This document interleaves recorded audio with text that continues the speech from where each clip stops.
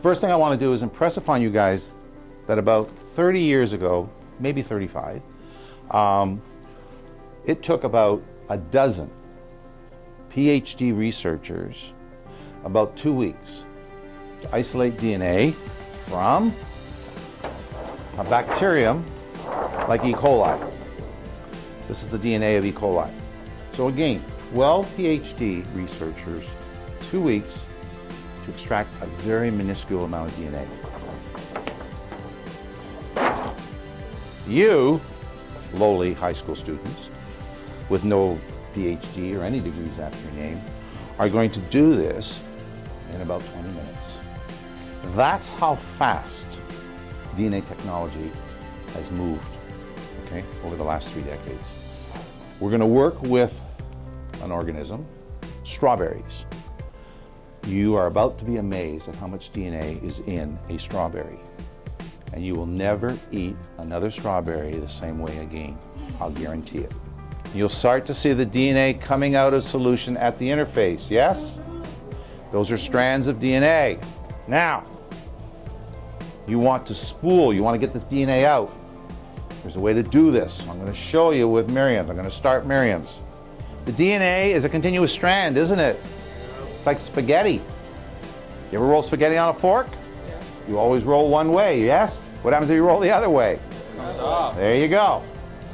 So you're going to use this spool. So I'm going to go down into the, and then I'm going to bring it up into solution. And now I'm going to start to spool as I do this. Now you got to do it fairly slowly because you don't want to break the DNA. If you break it, it's called shearing, and then you're going to have all little pieces of DNA. Now, do you see how I've got the strand? Do you see how it's coming out? And then I'm going down and grabbing that. Okay, and so Miriam, you're going to continue doing this, what I'm doing. You see how it's coming on the rod? See, look at it. You see it? All right, so now you want to take the loop out. Take the loop out and sort of twirl it as you're taking it out so you get the rest of the DNA. Megan, that is unbelievable. Hold it up, look at Megan's. That's from one strawberry, Megan. You will never eat a strawberry out the same way again. Okay, take out your rods. Put your test tubes in the rack.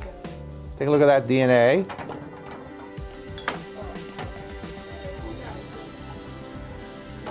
Why so much DNA? Strawberries were artificially, over the centuries, cross-pollinated, and we got into what's called artificial selection of strawberries.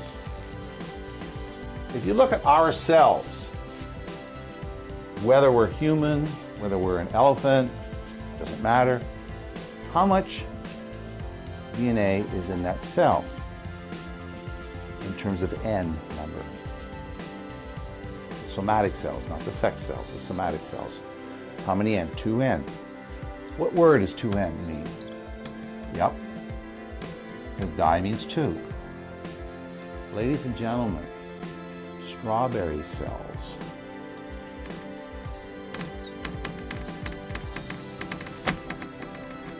are octoploid. 4 times as much DNA in every strawberry cell because of all this artificial selecting that's been going on over the centuries. Okay? So that's why there's so much DNA in there. So the next time you chow down on a strawberry, think about all the DNA that you are also chowing down. That's pretty cool.